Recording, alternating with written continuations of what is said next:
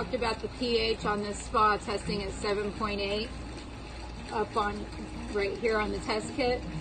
And the range that you want is 7.2 to 7.8 parts per million is our acceptable range for our pH. So it was at the upper end, which is still fine, but ideally you want to be between the 7.4 and 7.6 on the test kit here, because the pH of your tears is 7.5.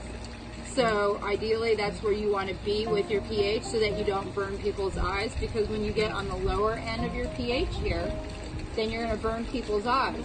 And then what happens when you get on the higher end of the pH, your chlorine percentage that's working in the pool to oxidize and disinfect is going to be near zero the higher it goes.